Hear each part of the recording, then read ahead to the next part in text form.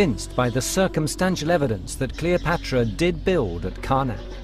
We know, for example, that in the 2nd century AD, during the reign of the Roman Emperor Hadrian, a very, very important priestly family living in this area had their female members named Cleopatra. So her memory existed, and that living memory strongly suggests that there must have been monuments here that would have reinforced their naming of the children after this great queen. It may have been torn down deliberately. It may have lain forgotten in this site. But finding what Cleopatra left here has become a mission for some archaeologists, part of restoring her reputation. They're rediscovering a story that's been buried or hidden or mistold for 2,000 years. Now a new find from a section of the site known as the Avenue of Sphinxes suggests the search is over.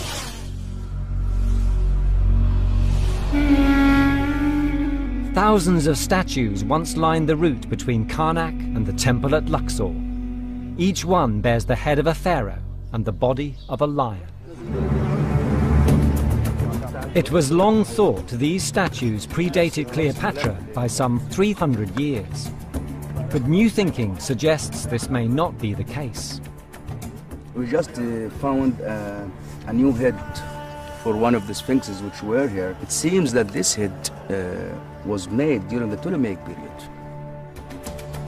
Judging by the style of the statue and the face it represents, Mansour Bareik believes it comes from much closer to Cleopatra's time. The eyes are bigger, the eyebrows are longer, so I'm sure that Ptolemies added sphinxes on this ceremonial route. It's one of a number of similar statues, all found close together. Their presence convinced Bareik and his team that they should focus their search here.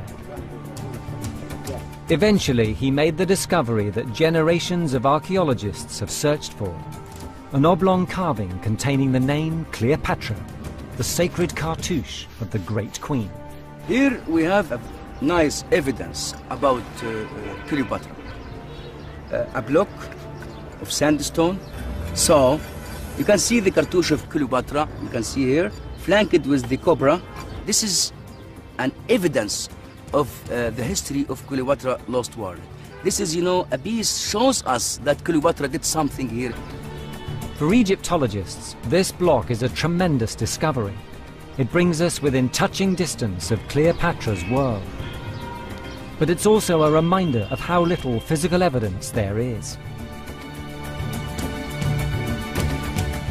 Ramesses the Great left his name across Egypt and built an empire in stone.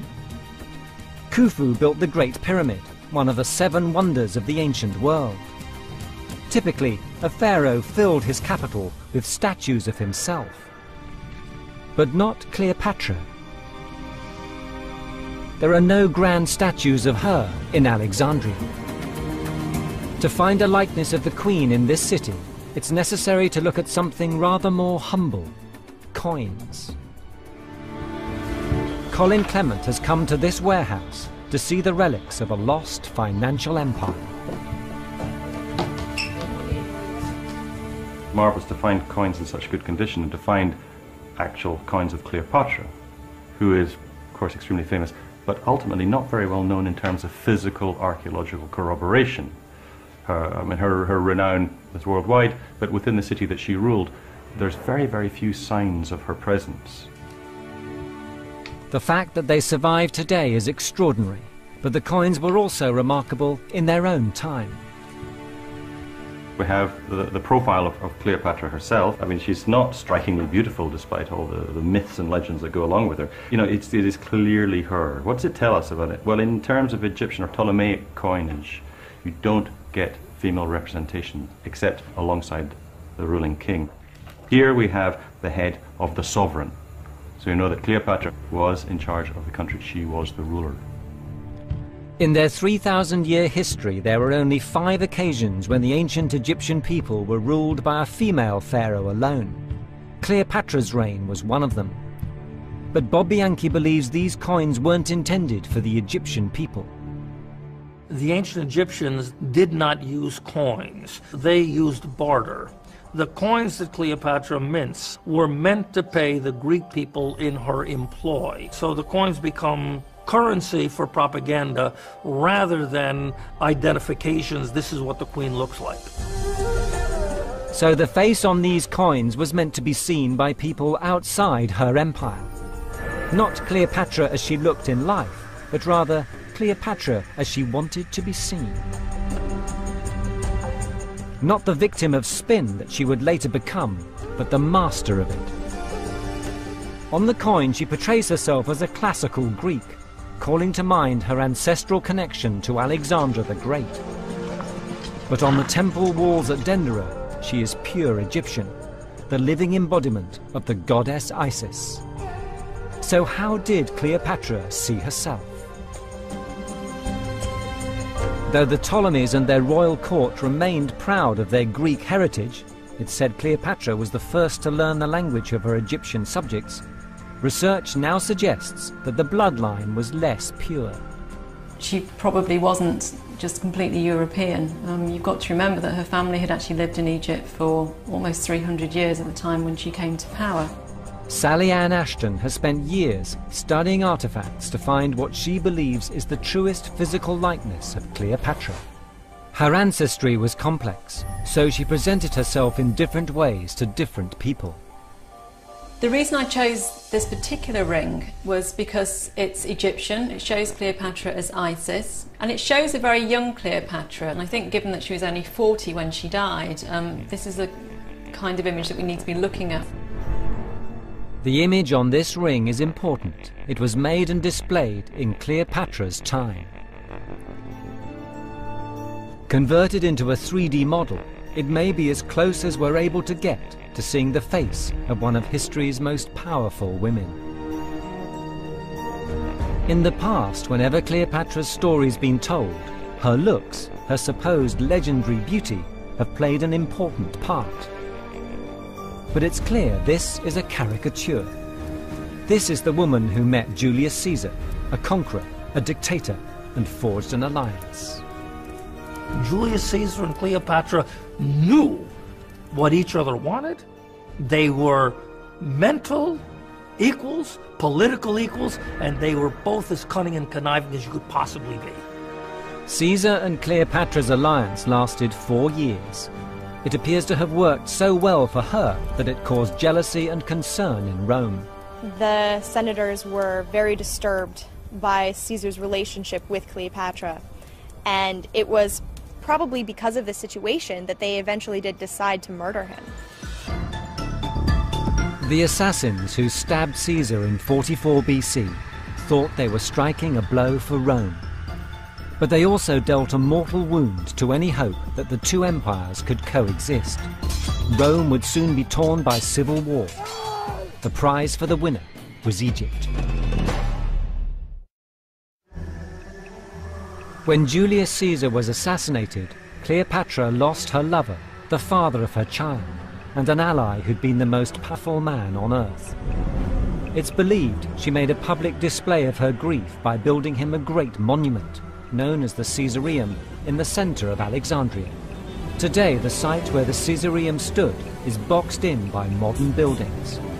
Recent excavations have found evidence of a Roman-style construction. Here we're looking at a statue of Roman Emperor Septimus Severus, which we found on our dig on the site of the Caesarion. Begun at the time of Cleopatra, but ultimately taken on as a site dedicated to the cult of their emperor, the cult of the Roman Caesar. The building had a life after Cleopatra's death. When the Romans had finally installed themselves in Egypt and their emperors came to be worshipped as gods, the Caesarion became a cult temple. Originally constructed as an Egyptian monument to a mourned friend of Egypt, it was enlarged and extended, a reminder in stone of Rome's dominant presence and power. There are descriptions by Philo of Alexandria. He certainly says that it was splendid, it was rich, it was adorned with many statues. The overall impression of it is being a rich, rich cult site, which would figure if it's dedicated to the emperor. But by the time that account was written, whatever structure Cleopatra had built was probably long gone. swept away by the Roman forces, which some experts say tried to erase her from history. Because Cleopatra was there when Rome nearly tore itself apart. After Caesar's death, she began a relationship with Mark Antony. Mark Antony was a Roman general, and he was sort of the right-hand man of Julius Caesar. And after Caesar's death, Mark Antony was sharing power with Octavian. They were sharing the rule of Rome, and Mark Antony was given the eastern part. So because of that, he came to Egypt, and he met Cleopatra, and of course began a relationship with her. The relationship between Mark Antony and Cleopatra produced 3 children. It's remembered as a doomed romance, but it may also have been another smart move on Cleopatra's part. With Julius Caesar out of the picture, Cleopatra still needed an ally in Rome. Securing Mark Antony's support was another canny move on Cleopatra's part, helping her to protect Egypt's interests. Cleopatra needed a strong, powerful ally to replace Julius Caesar, and the only candidate that was viable was Mark Antony. And the two of them ultimately forged an alliance where they thought that they would pool their resources together, fight against Octavian, and the winner would take everything. Roman historians recorded how, in a ceremony called the Donations of Alexandria, Antony and Cleopatra divided up their empire and made their children heads of state. Cleopatra was to rule Egypt with Caesarion, while the rest of the lands were divided between the 3 children she'd had with Mark Antony. But the idea he was giving territories away made him new enemies at home. The reason it fell badly on Roman sensibilities were that these territories were not Antony's to give. With strengthened support, Mark Antony's rival, Octavian, saw an opportunity for final victory. Mark Antony and Cleopatra went into a naval battle with Octavian, and they were defeated, and there was no coming back from it. And they both knew it, and they both sank into despair when they returned to Egypt, just waiting for Octavian to come back and take control of the country. Mark Antony fell on his sword and was taken to Cleopatra in his final death throes and died in her arms. Her lover was lost. Egypt was lost. She too committed suicide. We don't actually know how Cleopatra died. Roman writers have given us 2 different versions of how Cleopatra killed herself. Either she ate a poisoned fig from a basket of figs, or she used an asp, a poisonous snake, which would have been a symbol of magic and power in Egyptian religion. Even Cleopatra's suicide seemed an act of defiance. By taking her own life, she prevented Octavian parading her through Rome as a symbol of his triumph. But with Cleopatra's death, the last barrier protecting Egypt was removed. Octavian declared himself the first emperor, Augustus Caesar. The Egyptian people immediately became Roman subjects.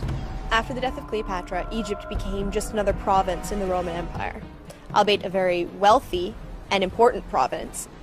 Gradually, over time, Egyptian traditions like the language and religion faded away, and Egypt wouldn't be an independent country again for almost 2,000 years. Cleopatra's defeat and death opened the door for full-scale Roman occupation of Egypt. But can this be seen as her own personal failing?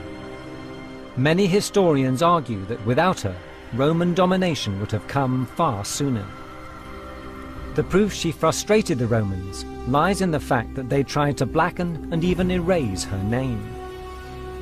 Setting aside the Roman view of her, the evidence paints a portrait of a unique woman. She presided over one of the greatest cities in antiquity and left her mark at some of the most beautiful temples. For 2 decades, she protected her country from the world's first superpower. She simply couldn't stem the tide of history. The story of Cleopatra is the twilight of Egyptian civilization as we know it. We looked at Egyptian civilization from the pyramids through Tutankhamun, through Alexander the Great, and with her death, pharaonic civilization ceases because the next ruler, Augustus, is an absentee landlord, and there is no monarch present in Egypt. She is the last page of the last chapter